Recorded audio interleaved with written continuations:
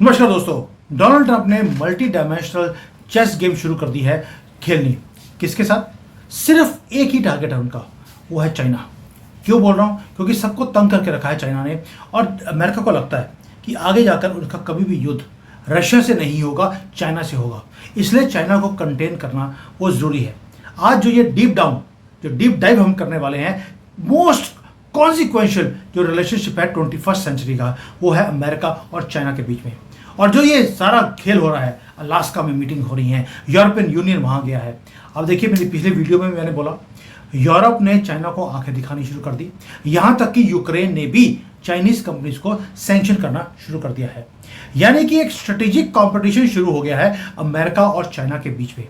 और अमेरिका वो गलतियां नहीं कर रहा जो डोनाल्ड ट्रंप ने अपने पहले टर्म में करी थी। जो ट्रेजरी सेक्रेटरी हैं अमेरिका के, जेनेट, उन्होंने क्या बोला अभी कि जो रिलेशनशिप है अमेरिका का और चाइना का, वो मल्टी लेयर्ड चेस गेम है। ये कोई टिपिकल डिप्लोमेटिक राइवलरी नहीं है दोस्तों। मैं बार बार बोल रहा हूं, अमेरिका आपके अगेंस्ट नहीं है भारत के, वो चाइना के अगेंस्ट है। अब कई बुद्धिजीवी लोग वो आके बोलेंगे, सर लेकिन सैंक्शन तो उन्होंने भारत को किया है, मैं चाइना को तो 90 दिन का टाइम दे दिया। और भैया वो कार्ड रखा हुआ है उन्होंने अपने हाथ में। वो भी मैंने डिटेल में वीडियो बनाया था कि क्यों चाइना के ऊपर सैंक्शन नहीं किया। क्योंकि चाइना रशिया को अगर कंटेन करना है या उससे कई चीज़ों को मनवाना है, तो चाइना का कार्ड आपने हाथ में रखा है कि अगर आपने मेरी बातें नहीं मानी तो हम चाइना के ऊपर भी सैंक्शन कर देंगे, जो कि 3 गुना ज़्यादा तेल खरीदता है भारत से भी। वो डिप्लोमेसी ऐसे ही चलती है, आपके हिसाब से नहीं चलती। और जो एक कॉन्टेस्ट है जो चाइना और अमेरिका के बीच में है, ये रीशेप कर रहा है ग्लोबल ऑर्डर को। और आगे 10-20 साल किस तरह से चलेंगे, वो आज जो डिसीजंस लिए जाएंगे उसके बेसिस के ऊपर है। ये क्यों बोल रहा हूं? और ये चेस गेम का जो मेटाफॉर अमेरिका ने यूज करना शुरू कर दिया, ये क्यों है? जब सेक्रेटरी येलन जो अमेरिका की है, उन्होंने बोला कि यूएसए और चाइना के रिलेशंस वो मल्टी लेयर्ड चेस गेम है, वो हाईलाइट कर रही है something unprecedented in American foreign policy. आप सोच के देखिए, अमेरिका का जो अमेरिकन गवर्नमेंट का या कंट्री का जो पास्ट कंपटीशन था, वो किसके साथ था? 1980s में उन्होंने कंपीट किया जापान को, क्योंकि वो इकोनॉमिक राइवलरी थी। उसके बाद सोवियत यूनियन था उससे पहले, उसके साथ एक मिलिट्री थ्रेट था। प्राइमरीली इकोनॉमी की कोई बात थी नहीं। लेकिन चाइना के साथ दोनों का कंपटीशन है। चाइना के साथ जो चाइना का चैलेंज है अमेरिका को, वो इकोनॉमिकली भी है, ट्रेड का आपको मालूम है, टेक्नोलॉजी का भी है, इंडस्ट्रियल कैपेसिटी का भी है। यानी कि इकोनॉमी अमेरिका की हिट होती है डायरेक्टली। लेकिन साइमल्टेनियसली चाइना बिल्ड करता जा रहा है मिलिट्री कैपेबिलिटीज को भी। यानी कि एक डायरेक्ट कंटेस्ट है अमेरिकन पावर का इन द इंडो पैसिफिक। तो अमेरिका के लिए ना ये जापान की तरह थ्रेट है, ना यूएसएसआर की तरह, दोनों कंबाइंड है। ये जो ड्यूल ट्रैक कंपटीशन है, इसका मतलब है कि मल्टी डायमेंशनल चेस आपको खेलनी पड़ेगी। उसका रीजन कुछ और भी है। रीजन ये है कि एक तो जो ट्रेड डिसीजंस हैं वो इफेक्ट करते हैं मिलिट्री की बैलेंस को, और जो मिलिट्री की डिप्लॉयमेंट होती है वो इंपैक्ट करता है आपके इकोनॉमिक रिलेशनशिप को भी। ये बड़ा ही कॉम्प्लेक्स एक रिलेशनशिप है चाइना का और अमेरिका के साथ। भारत के साथ सिर्फ इकोनॉमिक है, मिलिट्री की आपकी कोई लड़ाई उनके साथ है ही नहीं। और दूसरा, हमारी कोई मंशा नहीं है कि हम दादा बन जाए पूरे एरिया का, जो कि चैलेंज करेगा अमेरिकन चेस बोर्ड को। हम कर ही नहीं रहे। और यहाँ पर क्या हो रहा है, अमेरिका और चाइना के बीच में ये चेस भी इतना मल्टी डायमेंशनल है, जहां पर बोर्ड पहले होता है कि मोहरे मूव करते थे, यहां पर बोर्ड ही मूव हो रहा है, अपने आप चेंज होता रहता है, क्योंकि चाइना गोल पोस्ट को चेंज करता रहता है। अब इसमें से कुछ लेसन्स भी हैं जो ट्रंप ने अपनी पहली टर्म में उन्होंने सीखे। वो क्या था? जो कॉम्प्लेक्सिटी ऑफ रिलेशनशिप है वो क्रिस्टल क्लियर हो गई थी डोनाल्ड ट्रंप की पहले जो ट्रेड नेगोशिएशंस किया गया 2016 या 17 में चाइना के साथ। वहां पर क्या हुआ था, अमेरिकन नेगोशिएटर्स ने डिस्कवर किया कि जो डील करना चाइना के साथ वो इतना आसान नहीं है। उसके लिए आपको अंडरस्टैंड करना पड़ेगा इकोनॉमी को, चाइना की कल्चर को, उनके प्रोटोकॉल्स को और इनकी साइकोलॉजिकल गेम्स को। अब मैं आपको लेके चलता हूं 2017 में जो नेगोशिएशंस हुए थे बीजिंग के अंदर। चाइनीज ऑफिशियल ने डेलिबरेटली क्या किया, ऑब्स्टिकल्स खड़े करने शुरू कर दिए। ट्रांसलेशन था तो ट्रांसलेशन पूरा नहीं दिया, कुछ चीज़ों को काट दिया। और साथ में उन्होंने जो मीटिंग रूम थे, मीटिंग रूम के अंदर कई बार कुर्सियां ही कम डाली, ताकि जो अमेरिकन डेलीगेशन आया था उनको बैठने की जगह ना मिले, उनको खड़ा होना पड़े। ये सारी की सारी चीज़ें ये एक्सीडेंट नहीं थे, ये कैलकुलेटिव मूव्स होती हैं चाइना के अंदर, जिसको साइकोलॉजिकल एडवांटेज बोला जाता है। और टर्निंग पॉइंट तो तब आया जब ट्रंप ने स्टेट विजिट किया चाइना में, और वहां पर क्या हुआ, फॉरबिडन सिटी में गए। चाइनीज ऑफिशियल्स ने बोल दिया कि हमारा विजन लॉन्ग टर्म विजन है, हम छोटे लॉन्ग टर्म शॉर्ट टर्म के ऊपर काम ही नहीं करते। और अमेरिका को क्या करना पड़ेगा, अगर अमेरिका को बराबरी चाहिए चाइना के साथ, तो अमेरिका को रॉ मटेरियल देने पड़ेंगे और एग्रीकल्चर प्रोडक्ट्स वो चाइना को देने पड़ेंगे, और चाइना उसके बदले में हाईटेक मैन्युफैक्चरिंग करेगा भी और अमेरिकन मार्केट को फ्लड भी करेगा। उसी वक्त डोनाल्ड ट्रंप को एक चीज समझ आ गई थी कि ये ट्रेड डेफिसिट नहीं है, ट्रेड डेफिसिट नहीं है, ये चाइना को लंबी गेम खेल रहा है, और जो फ्यूचर स्ट्रक्चर है ग्लोबल इकोनॉमी का उसको चेंज करने की कोशिश कर रहा है चाइना। ये लेसन सीखा डोनाल्ड ट्रंप ने अपने फर्स्ट टर्म के अंदर। जो ट्रेडिशनल डिप्लोमेसी है, इकोनॉमिक प्रेशर्स है, ये अकेले काम नहीं करेंगे चाइना के ऊपर। इसलिए बोल रहा हूं, जो आज वो कर रहा है रशिया के साथ मिलकर, उसने चाइना का क्लोजेस्ट अलाई था रशिया, उसको चाइना से दूर कर दिया। चाइना बहुत डिफरेंट लेवल पर गेम को खेलता है, रूल्स भी खुद बनाता है, चेस बोर्ड भी उसका अपना होता है, और टैक्टिक्स जो यूज करता है वो यूज करता है चाइना, वो है स्टेट पावर को यूज करता है, प्राइवेट एंटरप्राइजेस को एक तरह से यूज किया जाता है कि अमेरिकन जो अजम्पशंस हैं अबाउट फ्री मार्केट उसको चैलेंज किया जाए। यानी कि वो कैपिटलिस्ट भी दिखाता है अपने आप को, सोशलिज्म को छोड़ नहीं सकता, ऊपर से कम्युनिस्ट है। इतना डेडली कॉम्बिनेशन से चाइना काम करता है कि डेमोक्रेटिक कंट्रीज जब तक एक स्ट्रेंथ से काम ना करें वो कर नहीं सकती, वो इसको मुकाबला कर नहीं सकती। अब आते हैं आज के ऊपर। जो उस वक्त डोनाल्ड ट्रंप ने हार्ड लेसन्स को लर्न किया, उसके बाद क्या हुआ, डोनाल्ड ट्रंप हार गए, बाइडेन एडमिनिस्ट्रेशन आ गया। बाइडेन ने भी कुछ चीजें जो डोनाल्ड ट्रंप के एरा की पॉलिसीज थी उसको मेंटेन रखा, लेकिन एक्सपैंड नहीं किया। क्यों? और यही क्रूशियल डिफरेंस था बिटवीन बाइडेन एंड ट्रंप। जो आज ट्रंप आए हैं, उन्होंने जो टैरिफ्स लगाए हैं, हिस्टोरिकली हाई टैरिफ्स, 35%, कई कई जगह पे तो 50% टैरिफ है चाइनीज गुड्स के ऊपर। ये पिछले जो गवर्नमेंट से उन्होंने ये अप्रोच कभी भी रखी नहीं। ये मैनूवर्स हैं जो कोऑर्डिनेटेड है। क्यों? अमेरिका अकेला टैरिफ नहीं लगा रहा, उन्होंने यूरोप को बोल दिया आप भी चाइना के ऊपर टैरिफ लगाइए, इनकी इलेक्ट्रिक व्हीकल्स को आप खरीदना बंद कर दीजिए। भारत को भी बोल दिया आप चाइना से जो स्ट्रेटेजिक चीजें हैं इसको खरीदना बंद कीजिए, ताकि चाइना की रीढ़ की हड्डी को तोड़ा जाए। मैं पहले दिन से बोल रहा हूं, यूक्रेन के ऊपर बातचीत ही नहीं हो रही। ये आपको दिखाई दे रहा है कि यूक्रेन के ऊपर बात चल रही है, मीटिंग्स हो रही हैं, मुद्दा चाइना था। और आज जो स्ट्रेटजी है वो इवॉल्व कर रही है बियॉन्ड प्योर इकोनॉमिक प्रेशर। आज जो आप देख रहे हैं American style of state capitalism, अगर इंटेल को खरीदना शुरू कर दिया, चाइनीज गवर्नमेंट उसमें इन्वेस्ट कर रही है। जो माइनिंग कंपनीज है अमेरिका की, उसको अमेरिकन गवर्नमेंट वो खुद खरीद रही है। यानी कि डायरेक्ट गवर्नमेंट इन्वॉल्वमेंट होना शुरू हो गया प्राइवेट एंटरप्राइजेस के अंदर। कभी आप इमेजिन कर सकते हैं कि अमेरिका के अंदर जो स्टील कंपनी है उनकी, अमेरिकन स्टील, उसके अंदर भी अगर निपॉन ने खरीदने की कोशिश करी, अमेरिकन गवर्नमेंट ने बोला हमारी वीटो पावर बीच में होनी चाहिए, हमारे पास सिर्फ एक शेयर है लेकिन वीटो पावर 100% हमारे पास होगी। इवन दो जापान का निपॉन उसको पूरा खरीदने की कोशिश कर रहा है। जो चिप्स एक्ट है वो डायरेक्टली आपने क्या किया, आपने एक ही बात किया कि hundreds of billions of dollars की जो डोमेस्टिक सेमीकंडक्टर प्रोडक्शन है वो अमेरिका में बनेगी और अमेरिकन कंपनीज उसको खरीदेगी, आप चाइना से इंपोर्ट नहीं कर सकते। और जो चिप्स की जो टेक्नोलॉजी है उसको ट्रांसफर करने से भी मना कर दिया चाइना को। इंफ्रास्ट्रक्चर इन्वेस्टमेंट एक्ट है, उसमें भी आप क्या कर रहे हैं, अमेरिकन सप्लाई चेन को आपने प्रायोरिटाइज किया। यानी कि जो चाइना करता था वो आपने अपने कंट्री में करना शुरू कर दिया, ताकि कैपिटलिज्म एक तरफ है, सोशलिज्म एंड गवर्नमेंट इंटरवेंशन जो चाइना करता है अपने कंट्री में, अमेरिका ने वही काम करना शुरू कर दिया।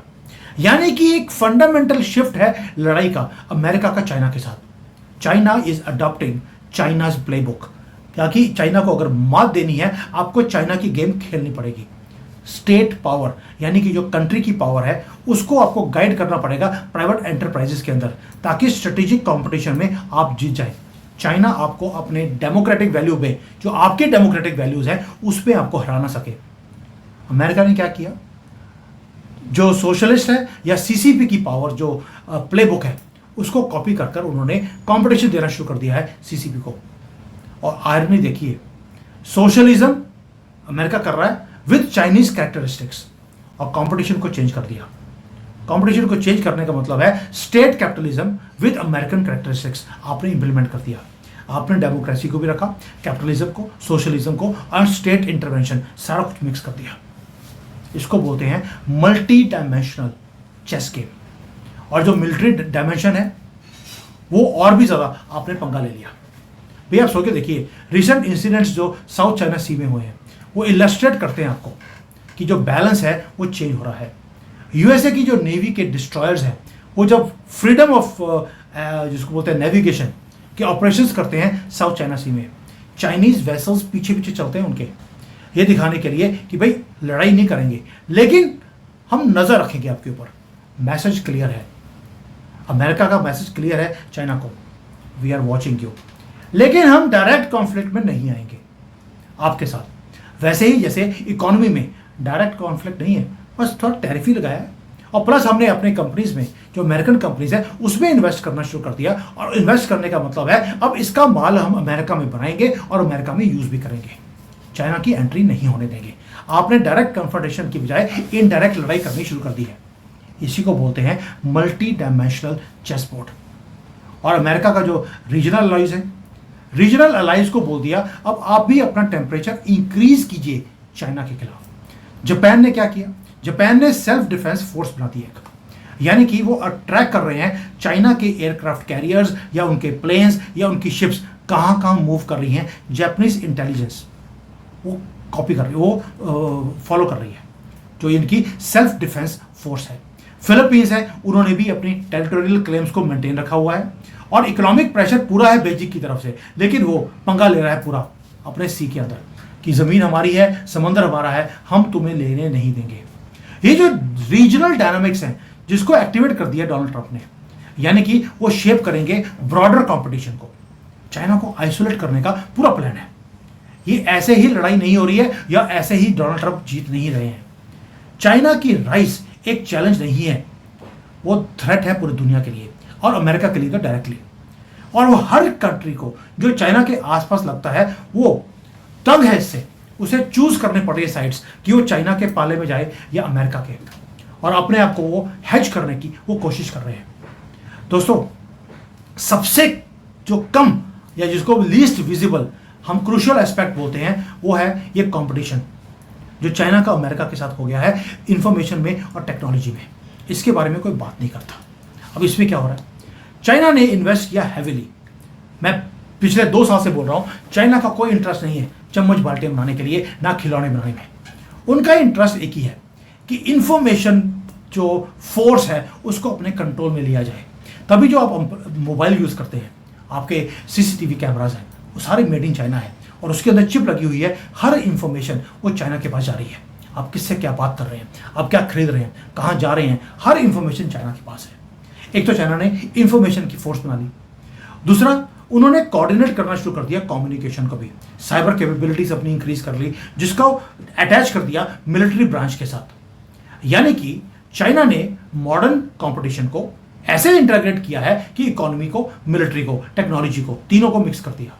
हमारे कंट्री में क्या होता है, इकोनॉमी अलग है, मिलिट्री अलग है और टेक्नोलॉजी के जो टूल्स हैं वो अलग है, वो आईटी सेक्टर अलग से काम कर रहा है। चाइना ने यही तो मास्टर स्ट्रोक है मल्टी डायमेंशनल चेस, आपने इकोनॉमी, मिलिट्री और टेक्नोलॉजी तीनों को कंबाइन कर दिया। अब चैलेंज क्या है अमेरिकन पॉलिसी मेकर्स के लिए कि ऐसे एडवर्सरी जिसको दुश्मन बोलते हैं उसको आप लड़ेंगे कैसे जब हर चीज इंटरट्वाइंड है। आपकी कंट्री में हर चीज सेपरेट है, वेस्टर्न डेमोक्रेसी में या हर चीज में वो अभी भी ट्रेडिशनली काम हो रहा है, लेकिन चाइना रूल्स भी अपने हैं, चेस बोर्ड भी अपना है और मोहरे भी अपने हैं। चाइना जब रिस्ट्रिक्ट करता है रेयर अर्थ के एलिमेंट्स के एक्सपोर्ट्स को, वो इकोनॉमिक पॉलिसी है या मिलिट्री स्ट्रेटजी है? क्योंकि अगर आपने बोला कि रेयर अर्थ को रोका है तो इफेक्ट होगा अमेरिका की मिलिट्री स्ट्रेटजी के ऊपर, लेकिन आपने बोला ये तो इकोनॉमी के ऊपर हमने मात मारी है, यानी कि इंटरट्वाइंड है। उसके बाद जब चाइनीज कंपनीज इन्वेस्ट करती हैं अमेरिका की टेक्नोलॉजी फर्म्स के अंदर, तो क्या वो बिजनेस स्ट्रेटजी है, मिलिट्री थ्रेट है या इंटेलिजेंस की इंफॉर्मेशन गैदरिंग है? आप सोच के देखिए कितना मुश्किल है ऐसे दुश्मन के साथ लड़ना। और आंसर है तीनों इकट्ठा। जब चाइना रेयर अर्थ एलिमेंट्स को ब्लॉक करता है, वो मिलिट्री स्ट्रेटेजी भी है, वो आपकी इकोनॉमिक पॉलिसी भी है, और साथ में इंफॉर्मेशन गैदरिंग भी है कि आपको कहां पर तंग किया जा सकता है और भी ज्यादा, उसके बाद प्रेशर इंक्रीज किया जाएगा। इसलिए बोल रहा हूं कि हर चीज में चीजों को इतना कॉम्प्लेक्स किया हुआ चाइना ने। अब डोनाल्ड ट्रंप उसी भाषा में मल्टी डायमेंशनल चेस बोर्ड को वैसे ही खेल रहे हैं जैसे चाइना ने क्रिएट किया था।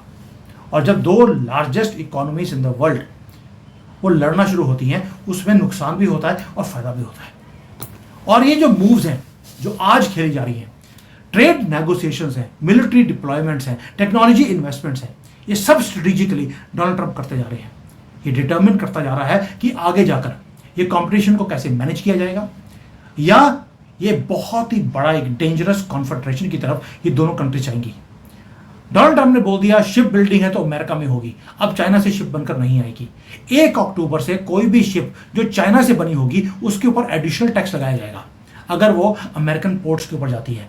यानी कि अब चाइना की शिप को भी अपने कंट्री में आने नहीं देना चाहते।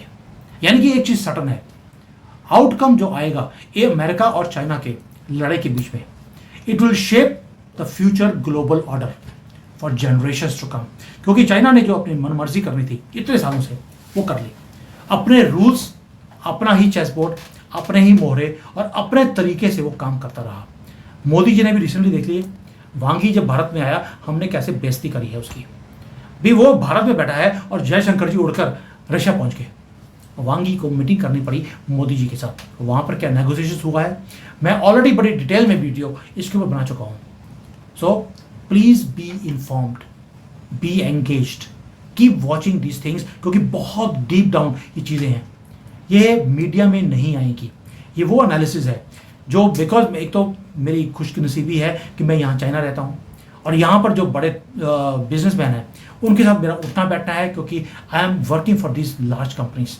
तो वहाँ से मुझे कई ऐसी इंफॉर्मेशन आती हैं जो मेरे खुद के रोंगटे खड़े हो जाते हैं कि किस तरह से चाइना डरा हुआ है, और ये क्रिटिकल मोमेंट है चाइना के एग्जिस्टेंस के लिए। और अगर डोनाल्ड ट्रंप जीत गए इस सारी चीज़ों में, जो ये मल्टी डायमेंशनल चेस बोर्ड उन्होंने खेलना शुरू कर दिया चाइना की भाषा में, it is going to reshape the whole world. और जो हमारा एरिया है इसमें आपको चाइना सरेंडर करता हुआ दिखाई देगा भारत के सामने भी, कि यार जो ये बॉर्डर का इशू है हम खत्म करते हैं, लेट्स स्टार्ट डूइंग ट्रेड, क्योंकि एग्जिस्टेंस का खतरा है। और Donald Trump is making sure that China घुटनों पे आए, भारत के साथ मिलकर काम करे, ना कि कॉन्फ्रंटेशन के साथ। And this is what exactly Donald Trump had promised. दो चीज़ें, क्लीन द स्वॉम्प यानी कि डीप स्टेट को खत्म करना है, और दूसरा है जो ये लॉन्ग टर्म जो वॉर्स चल रहे हैं दुनिया में, इसको मुझे खत्म करना है। एंड आई फील पर्सनली वो दोनों चीज़ों को इकट्ठे कर रहा है। He is cleaning the deep state also, उसकी पावर को ख़त्म कर रहा है, और दूसरा जो लॉन्ग टर्म वॉर्स हैं जैसे भारत और पाकिस्तान का है, भारत और चाइना का है, उसे भी परमानेंटली वो ख़त्म कर रहा है। अब देखते रहिए, वक्त बताएगा वेदर आई वाज राइट और रॉन्ग। थैंक यू, जय हिंद, वंदे मातरम।